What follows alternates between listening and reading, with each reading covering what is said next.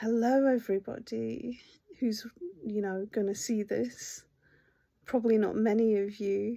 I'm coming from my bed in the middle of the night. No special lighting, no special microphone. I apologize if the sound is terrible. I don't really care about the image. I just wanted to talk about narcissism and narcissistic abuse and smear campaigns. I personally have suffered from this a few times, and I just wanted to highlight how dangerous it is. And I've noted, there's a lot of videos out there on YouTube and various other places, and yeah, it's good to be educated about what kinds of damage a narcissist can do to your life. Not many people talk about how you can prevent a smear campaign. I can give you one way to prevent a smear campaign, only if they use a specific technique. Now, I'm going to compare this to an imperial drama. You get these Chinese or Korean series of historical imperial dramas from the palace. There might even be some Western movies, about, let's compare the narcissist to a whole bunch of females that are competing with each other for the attention of a king or an emperor. There's a harem, there's a whole bunch of concubines or princesses or whatever. They all need to breed, in order to keep the lavish lifestyle, in order to stay in the palace, in order to stay popular, in order to get the resources that they need for a comfortable lifestyle. And that's no different from most people on the cluster B spectrum, maybe with the exception of borderline. But you're looking, at narcissists, sociopath, even psychopaths, antisocial personality disorder, maybe. It just depends if it's male or female. I mean, there's different categories of each anyway. But predominantly these individuals will require attention. Now, they might not be vying for attention from a king or a prince or a Hollywood actor, or they might be, each individual to their own. But what they all have in common is they need narcissistic supply. And that is basically attention, resources, adoration. They need this. And it doesn't matter for the most part whether that attention is positive or negative, as long as the attention and the focus is on them. Now, if we go back to what I mentioned before about the imperial drama, I can give you an example of a kind of smear campaign. So let's say you've got two concubines or two princesses who both want the emperor's attention, and the only way they can get his attention or the court's attention is by playing the victim and pushing out the popular person. So, the beautiful woman, the one who's the most popular with the emperor or with the court, the mother-in-law's favourite, whatever circumstance. So, this narcissistic concubine who needs the attention, she's gonna, I saw one episode from one series. I don't remember the name of the series. It was probably called Imperial Concubines or Princess Wei Young or something like that.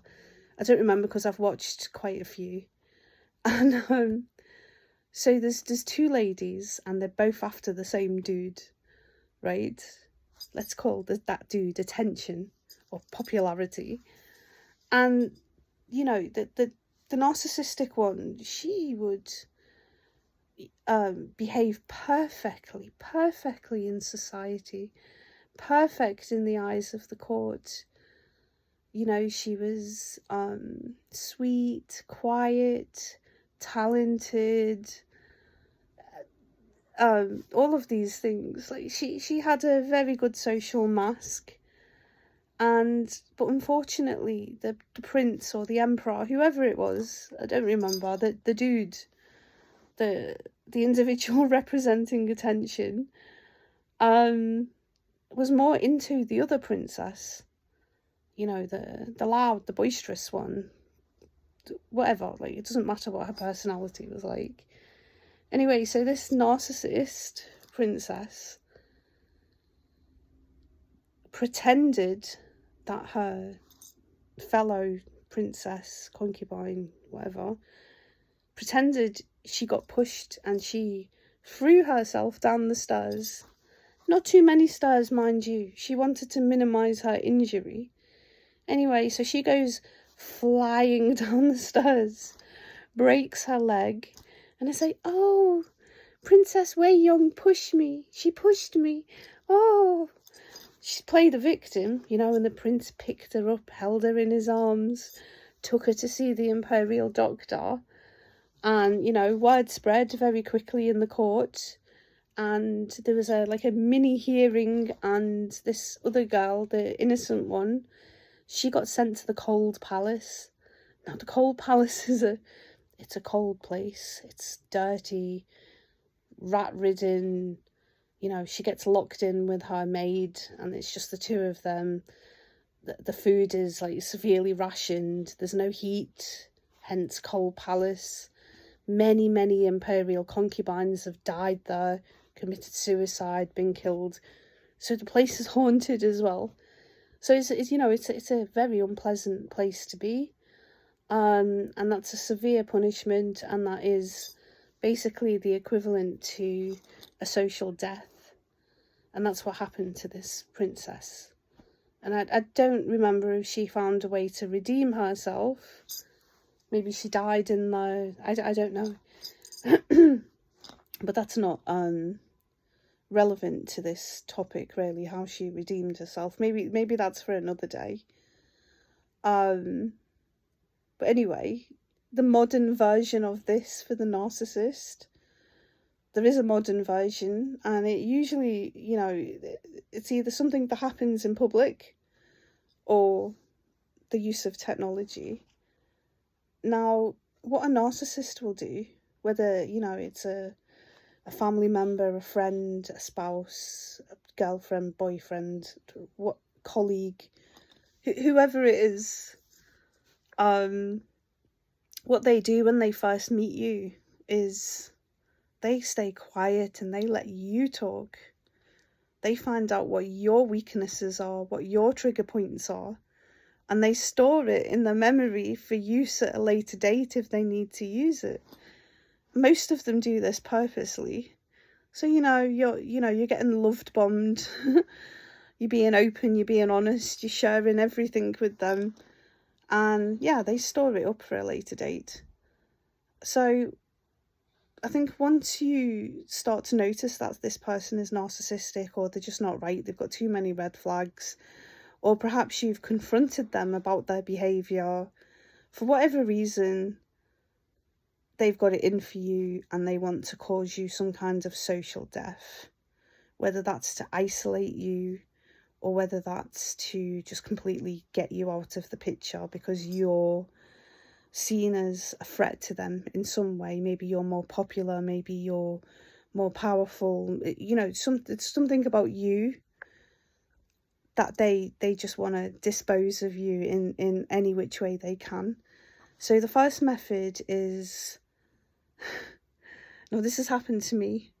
Most narcissists have a group of what Dr. Ramani called flying monkeys, which is the people, the followers of the narcissist, the blind followers, the worshippers, and they'll do anything and everything.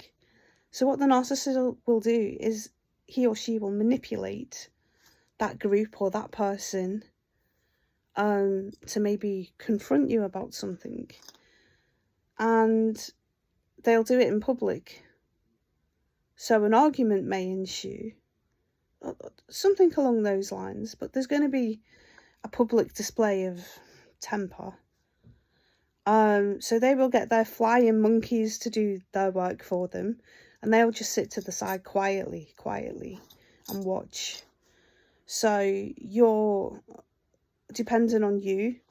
You're either going to be calm and de-escalate the situation, or you're going to lose your shit. Oh gosh, I probably shouldn't swear. You're going to lose your rag. So tempers will be lost. Words will fly out. Maybe raised voices. There's going to be some situation that's going to be embarrassing for you. You know, you will lose your temper, whatever. They're just going to make you look like an idiot in public. So that's scenario number one. That can be a social death, because people will witness it. They won't witness them saying anything. They'll witness you arguing with somebody else, the flying monkeys. Now, the second situation is even worse. So, because a narcissist, psychopath, whatever, you know, a cluster B person will know your weakness again. Or maybe you've had a period of being gaslit. You know, you're not even sure what your reality is anymore, because they you know, twist everything in your life. Like, I don't want to make too many examples now. But what they'll do is they will trigger you into a fight, an argument, a fight, a disagreement. They know which buttons to press because they found out all your weaknesses. So they know exactly which buttons to press. Or they'll make accusations which don't make sense, or they won't take responsibility for something they did. It's going to be something that's triggering. And 9 times out of 10, most people are going to lose their temper. And there's going to be an argument. There's going to be raised voices. There's going to be swearing.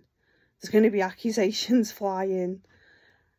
Now, what the narcissist will do is they will employ the use of technology. So they will record you, either secretly or blatantly.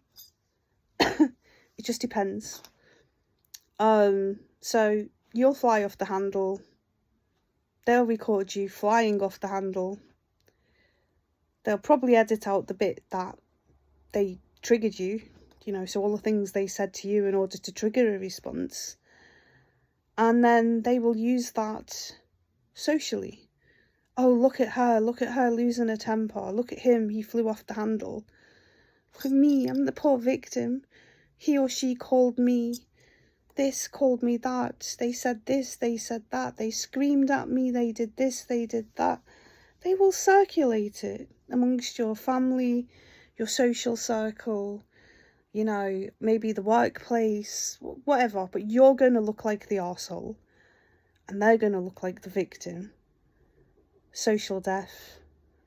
Wherever it's been circulated, that particular court of people, your arse is going to the cold palace. Pronto. You're done. You're finished. You're socially dead. It's very difficult to recover from this. Very, very difficult. Very difficult to prove. Not unless you hit record somewhere in court then saying blah, blah, blah, which is the smart thing to do if you argue with a toxic person. Hit record. Audio record it if you can. But really, in order to avoid this, I couldn't avoid it both times. It happened to me twice. 3 times, actually. Yes, I have narc cooties. Narcissists are a parasitic burden in my life. I seem to attract a lot of them. And I'm not even like much of an attentive person to people either, so I just don't know why. But anyway, I digress. The way to avoid social death via smear campaign either publicly or via technology, is to learn how to control your emotions. Emotion regulation is key. Now, society at this point in time is pretty messed up mental health wise, because, you know, we've come out of a pandemic, we've had several wars, we've had several disasters, most countries are in economic crisis, nobody feels particularly secure these days, and no job is secure, no career is secure. So, you know, people are on edge, and it's more we're more susceptible, much more susceptible to lack of emotion regulation. So if you have a narcissist in your life, or someone you suspect to be a narcissist, the best thing to do is to employ emotion regulation techniques, which can be, if you can focus. Now with me, I have emotion regulation issues due to burnout. I worked in A&E ER during the pandemic. That messed me up. I am on the neurodiverse spectrum, on my way to being diagnosed formally, but I am a very, very sensitive person. So my emotion regulation dropped substantially. So the few individuals, all women, all vying for attention from various people, knew which buttons to press, and they just wanted me out the picture. They wanted me out of the picture. So I was not able to regulate my emotions at all. I just flew off the handle, like instant defensiveness. Like, what do you mean I'm this or I'm that? And it, you know, I would just fly off the handle. My bad. I'm learning. I'm trying my best. But I think this is going to be a common situation for most of you out there. There are going to be emotion regulation difficulties for almost everybody. So I do really recommend that you learn to regulate those emotions. If you suspect somebody does have NPD or is cluster B, sociopathic, psychopathic, or they could just be an arsehole, a jealous arsehole that wants you out of the picture. Maybe you're more competent than them at work. They see you as the competition for whatever reason. They want to get above you for whatever reason they have. And it's like, if you have somebody like that, please, please, please try to keep yourself calm. They're going to try and push your buttons. They will push your buttons. You have to remain calm. Also, if someone wants to pull you aside, oh, could I have a word? Could I have a private word with you? No. You don't, no, we're not going to have a private word. They can say anything about you. They can say anything happened. There was one lady in a certain institution. I'm not going to say what kind of institution it was, but she bullied me for like 2 years. And she did all kinds of tricks to like try and get me pushed out, to make me look like an idiot. She gossiped about me. When it all failed, she tried to pull me to one side one day to have a word with me. And I was like, nope, I'm not going with you. She's like, oh, are you afraid of me? I'm like, no, I'm not afraid of you. I'm just not going with you. I don't agree to be alone with you. That's it.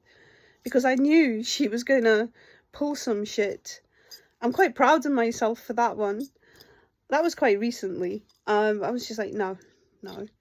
If, you know, a manager tries to pull you into the office, get the supervisor to go. Or say you want to take one of your colleagues. Never be alone. Never go alone with any of them. Because they can say anything. They can say you did anything. Or, you know, they can trigger you and record you. So, you know, just, I don't want like people to be paranoid, but take extra care around people who are very toxic, because they will pull any tricks to make you look like the idiot, to make you look like the perpetrator, and to make themselves look like the victim. They will do anything to make you look incompetent. Just be careful and control that temper. Regulate those emotions.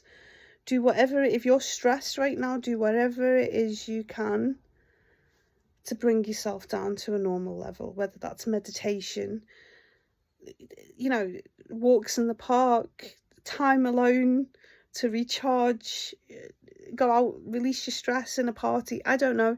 Do whatever it takes for you to lower those stress levels and increase your emotion regulation. There's plenty of things on YouTube. You know, you can go and, you know, watch videos on how to regulate your emotions. Some people might need medication, etc., etc. But do know it is highly dangerous to suffer a social death. We are a social species, and I don't care how introverted you might be. You know, you might like to spend most of your time alone. It doesn't mean that you don't need people. Everybody needs other people, and a social death is, it could lead to very negative consequences. I knew a guy, he was a makeup artist in, he used to work in Hollywood, and he worked with, you know, some top names. And he was employed by a particular person, and she was, he told me she was a bona fide narcissist. And he worked with her for quite some time, and originally, like, you know, she love bombed the crap out of him. I mean, they weren't in a relationship, but she still managed to love bomb him and make him feel special, make him feel competent in his field. You know, promises of, you know, financial gain. You're going to work with this celebrity, you're going to work with that celebrity. You know, he had a spark. He was young and silly, naive, and he had a spark in his eye, and he really wanted to make a name for himself. And she just, like, emotionally abused him in so many ways, and financially, and, you know, he did all the grunt work, and he you know, he ended up going back to his own country a complete mess. He ended up on medication, and he was quite bitter about it. I mean, I can't remember exactly what he did, but I think her career went down the drain. But he said to me, if you're going to take on a narcissist, you better dig 2 graves. One's for you and one's for them. I don't recommend this. Most sensible people wouldn't recommend that. I mean, can understand if you become bitter, you know, you want to seek revenge. Don't do it. Don't do it. It's not worth it. You know, that second grave could be yours. And I think, you know, there's a clinical psychologist on YouTube. Her name is Dr. Ramani. She's very popular. Her channel's all about narcissism, and I know recently that she's been putting content out there. If you cannot leave a narcissist behind, maybe it's a family member, maybe it's a spouse. So she kind of like puts out there like coping strategies and coping techniques if you can't get away from the narcissist. But in order to avoid smear campaigns and the narcissist making you look like a complete and utter knobhead, emotion regulation control, and just be on your guard. Again, don't stay alone with them.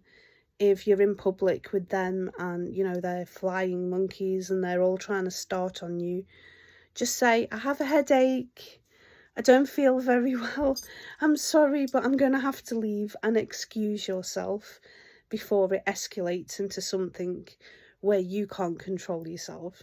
I've been through that. I'll probably go through it again. But people, please don't just remove yourself from the situation. Yeah, anyway, that's all. I can probably, like, now I've got all of this off my chest. and my paracetamol is starting to kick in. My fever's going down a little bit now. I can get some sleep. Just be careful out there, people. If you like this, I know it's not much to look at. I don't look great. I don't sound great. I waffled on for 25 minutes. It is what it is. Please hit the like button if you like it. Please, you know, subscribe to the channel. I'm going to be putting a lot more content out there. And it's not going to be anything fancy. I'm sorry. I'm not going to faff about with a, you know, one of those ring lights and microphones and all of that shizzle. Can't be bothered. It's too much work. I don't have time. But what I will do is I will share a lot of my experiences. I do have a postgraduate qualification in psychology, so I am kind of qualified to talk about this. I'm not a clinical psychologist, but I am a psychology graduate. And I've just got too much experience with these. I'm not going to swear. I promised I wouldn't swear too much. I'm sure I've sworn already. Sorry if you're offended by the swears. I can't do anything about it now because I'm not going to re-record a 26-minute video. Take care of yourselves, everybody, and you know what, if you believe in God like I do, give it to God. Forgive them, give it to God, move on.